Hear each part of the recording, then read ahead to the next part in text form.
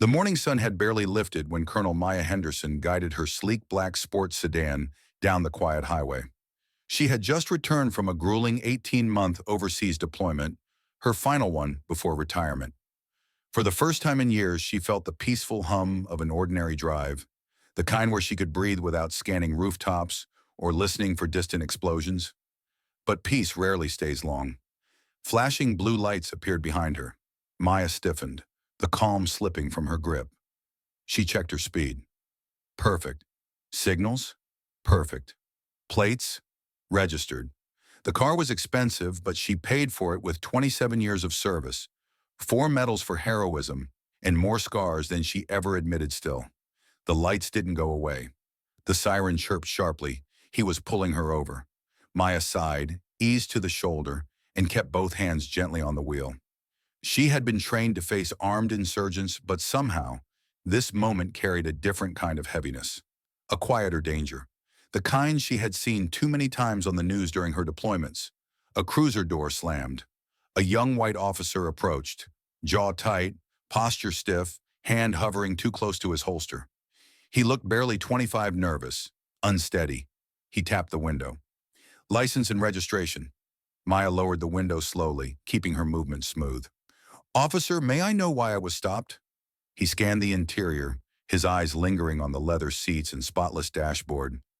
This is a very nice car, he said, suspicion leaking into every word. Too nice.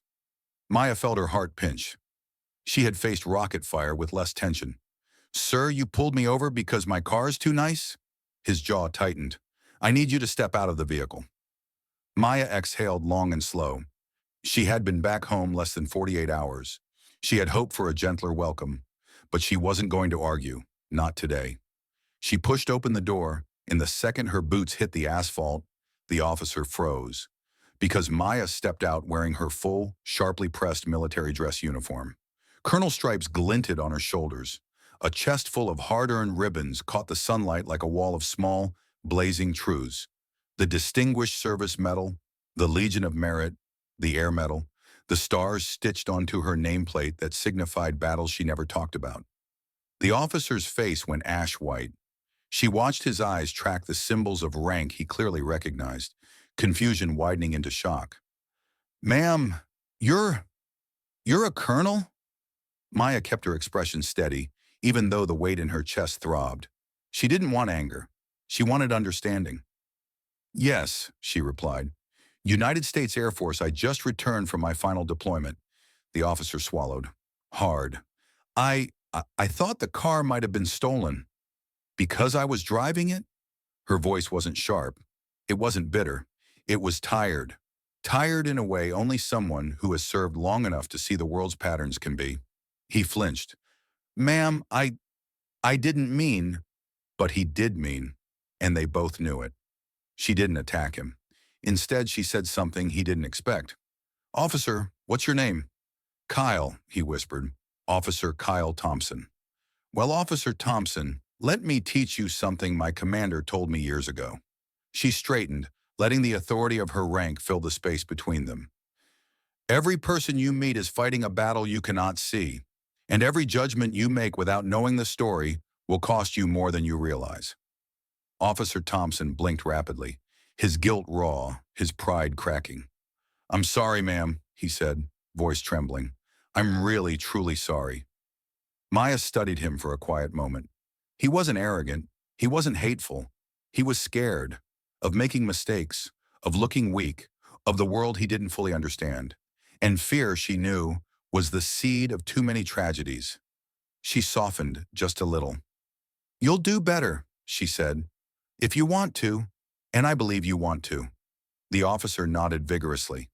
I do, I swear I do. Maya glanced toward his cruiser. Are you new? He nodded again. 6 months out of academy. She almost smiled.